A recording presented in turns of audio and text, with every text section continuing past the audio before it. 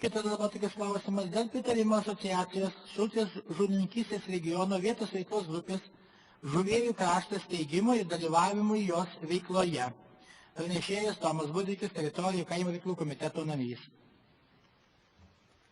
Sprendimo projektų tikslas pritarti asociacijos Šilutės žuvininkystės regiono vietos veiklos grupės Žuvėjų krašto steigimo sutarties ir įstatų projektams. Pritarti įgalioti Šilutės rajono savivaldybės administracijos direktorius Sigitas Šeputė atstovauti savivaldybės interesams steigiamajame susirinkime. Steigimo išlaidos sudarys apie 130 eurų. Mūsų komitetas nubalsavo vienbalsiai 5 už, niekas nebalsavo, 0 prieš, 0 susilaikiusių ir 0 nebalsavo. Nutarta pritarti. Ačiū pranešėjai, ar bus pranešėjai klausimų? Tai prašom, Daiva Žebelienė. Labai. Šitas klausimas taip pat buvo sprendžiamas ir socialiniam reikalų komitete, kilo daug diskusijų. Pas mus balsavo skirtingai, vienbalsiai nebuvo pritarta, 2 susilaikė, 7 kaip ir pritarė teikti tarybai. Tačiau aš posėdžio metu paprašiau, kad būtų pateiktas protokolas dėl aiškumo, dėl tikslumo, kaip buvo žuvininkystės įmonės asociacijos Lampetros skiriami nariai. Aš raštą jums meras šiandien perdaviau. Iš tikrųjų tai buvo neteisingai atliktos procedūros, vienasmenio žmogaus sprendimu pateikti žmonės į šitą steigimą. Kadangi tai yra kolegialus organas, turėjo priimti 9 valdybos nariai, tačiau šita procedūra nebuvo atlikta. Ir dokumentai, tiek kuriuos šiandien raštu valdybos nariai pasirašo, tai sako, kad apklausa vyko ganėtinai vėliau, negu jinai pateikė jau pavardės su nurodytais asmenimis, kurie bus skiriami į steigiamąjį susirinkimą. Tai manau, spręskim, ar išimti šitą klausimą iš šitos svarstymo šiandien, ar gal randat kokį kitą siūlymą.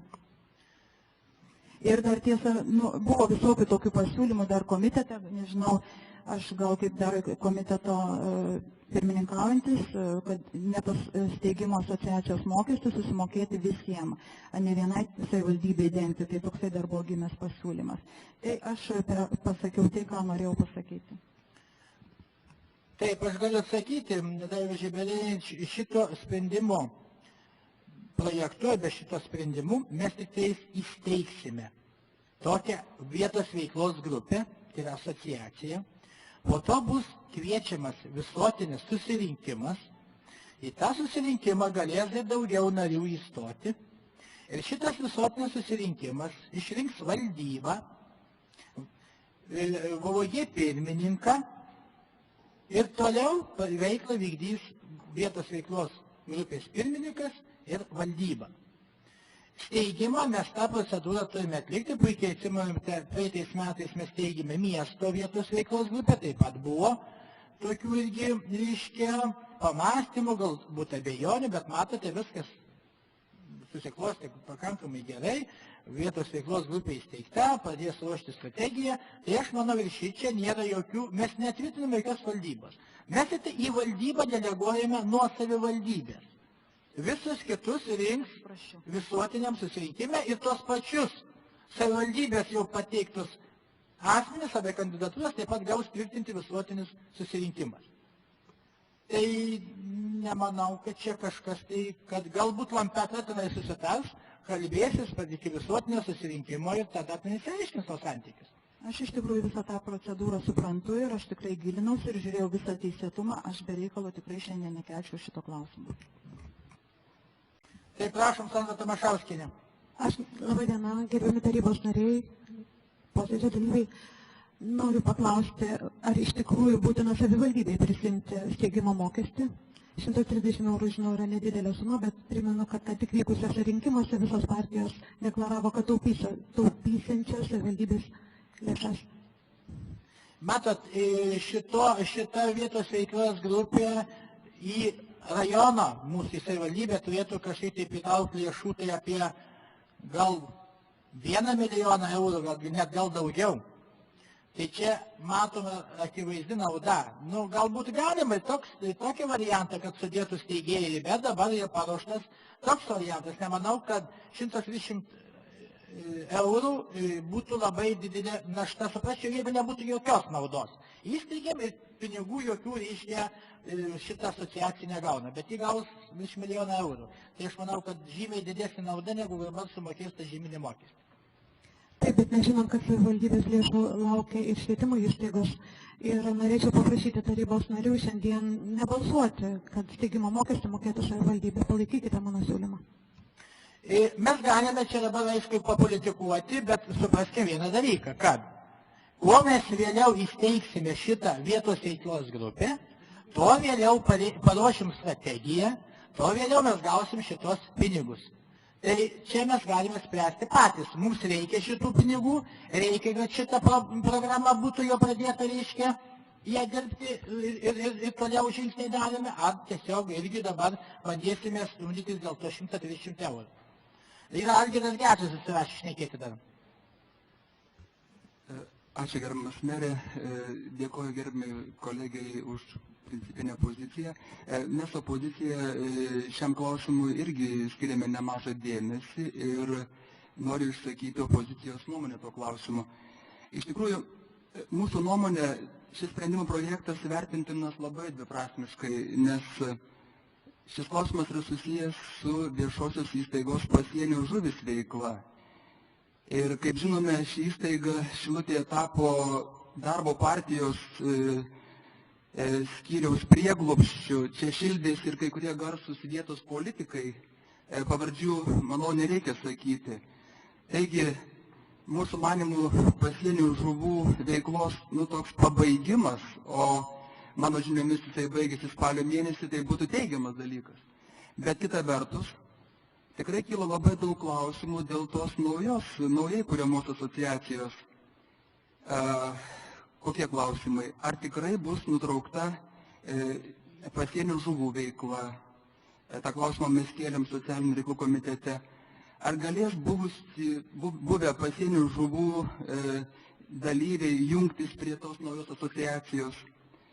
Ar visi norintys dalyviai, kurie norėjo tapti tos asociacijos nariais, galėjo pareikšti savo nuomonę, va čia susišaukia, ką kalbėjo komiteto pirmininkė. Ir mums kaip opozicijai neramu, kad į jos valdybą nėra siūlomi atstovai nuo opozicijos. Šiaip, iš tikrųjų, mes pasitikime kolegomis Vaidu Bendaravičium, Algiu Bekeriu, Virgilijum Pozingiu, Sigitu Šepučiu, bet būtų tikrai skaidriau, jeigu būtų opozicijos atstovų, kad tai netaptų vėl kažkurios politinės jėgos lizdu, kur ten šildytųsi politiniai veikėjai, vietinio lygmens ir panašiai.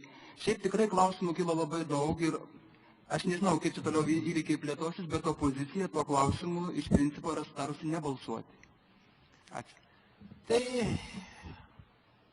tokio rezultatų be abejo tikėjomės, kad opozicija nebalsuos už tokius, reiškia, puoliamus, sakykime, įstaigas arba organizacijas, bet aš galiu sakyti, reiškia, atvirai ir užtikrinti, kad jokių sąsajų su pasienio žuvimis nėra šitos teigiamos naujos vietos veiklos grupės.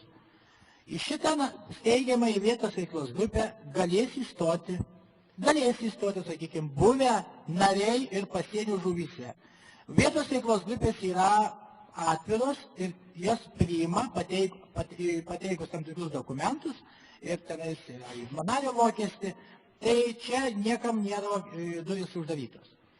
Bet aš dar kartą prašau, kad mes elgtumėmės atsakingai ir apsvarstytumėm, kokios paskui gali būti pasiekmes, jeigu mes tik tai imsim ir politikuosim dėl vieno ar be kito, sakykime, kažkokio ten įtartino dalyko. Čia yra tik tai steigimas vietos veiklos grupės. Prašom, dalyvaukit. O dėl skaidrumo ten bus 9 valdybos nariai, savivaldybės tik tai 3 valdybos nariai, tai 8 bus iš žvejų, bus iš visuomeninių organizacijų. Tai va šita valdyba tą skaidrumą ir turės užtikrinti. Galime dar. Prašom, Stepanas Kazlauskas. Iš tiesų, aš antrinamas Algirdą Gečą, keletą milijonų apie pasienio žuvis, taipogi pratęsiu Algirdo mintis. tikrai ten buvo, tik galiu drąsiai tai ištaškyti pinigai absoliučiai be naudos. Tai laivai, tai motociklai, tai privatus dalykai, privačios ten statybos ar pakrančių tvirtinimai ir panašiai. Aš norėčiau sužinoti, ar yra kokie darbai, ar konsultacinių firmų išlaikymas, kaip žinome, buvo iš tų ten 5 milijonų ar panašiai sumos, tikrai buvo ženklios, o naudos regionui neregiu aš jokios šiandieną, aš kalbu apie praeitį. Taipogi man būtų įdomu žinoti tas rytojus, aišku, aš nepolitikuosiu, pritarsiu tam, bet turi būti aiškumas, kas bus vykdoma už 1 ar kitą milijoną gautų lėšų. Tai reikėtų tada, aš galiu sakyti, aišku, daryti tą nuosekliai. Dabar pirmiausia, mes turime įsteigti vietos veiklos grupę, kad būtų kaip juridinis vienetas. Šita vietos veiklos grupė pradės ruošti strategiją. Šita strategija bus pateikta svarstymui ir tvirtinimui, pritarimui, tai tiksliau, tarybai, kaip yra Lamato žemė, vietos veiklos grupė, kuri pateikė tarybai taip pat pritarti savo strategiją. O šitai strategijoje bus viskas išdėstyta nuosekliai, kokie projektai per šitą finansinį periodą bus vykdomi. Tai bus pateikta viešai, tada galėsim padiskutuoti. Ir jie naudingi žvejams, arba bendruomenė, ar nenaudingi, tada galėsim ir koreguoti. Bet dabar pasakyti, kokie projektai bus vykdomi, niekas negali, nes dar nėra net nepradėta ruošti strategija.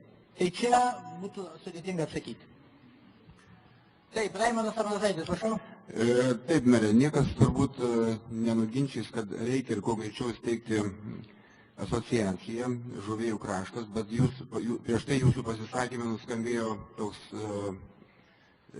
sakinys, kad dėl vieno įtartino dalyko, tai gal tą vieną įtartiną dalyką eliminuokim, padarykim viską skaidriai, atidėkim dabar šitą posėdį. Opozicija, jeigu įtartinai mums. Tai manau, kad ir pirmininkė komiteto irgi minėjo, kad yra įtartinų dalykų, tai daryti skaidriai ir pritarsime. Tai Daiva Žebelienė akcentavo, kad Lampetroje yra nesusitariama. Tai apie šitą kalbėjau, bet mes dar kartą kartoju, mes netvirtiname šiandieną valdybos.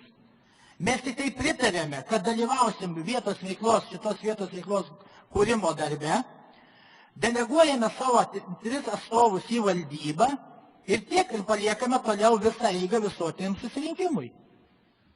O Lampetra, aš manau, susitars dėl iki visuotinio susirinkimo, ten iš naujo gal persvarstys, gal deleguos kitus asmenis, tai bus dar laiko tam.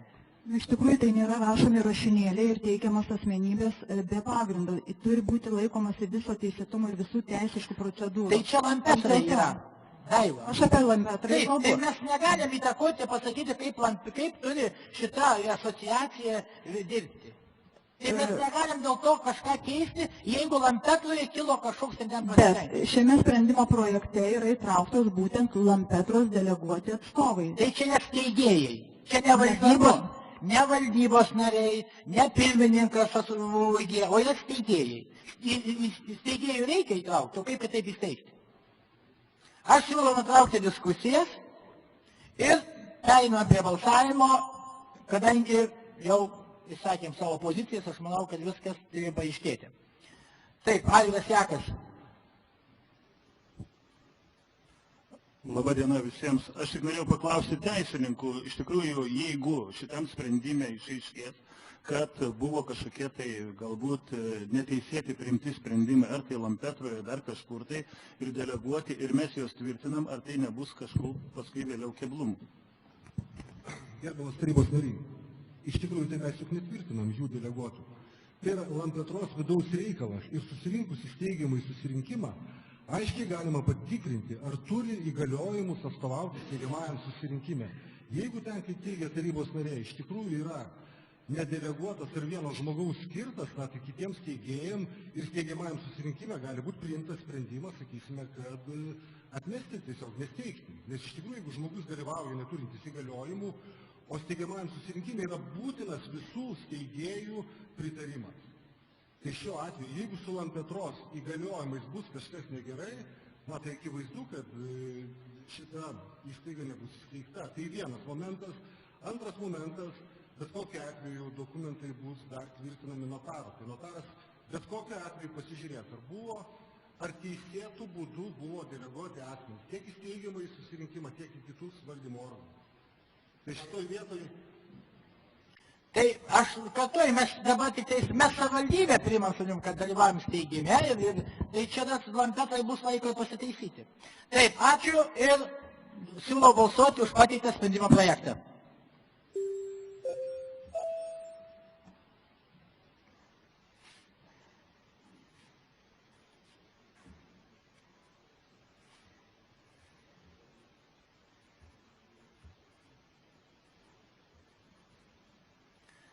Balsavo 12 už, 4 prieš, 7 susilaikė, balsų daugumą sprendimo projektas priimtas.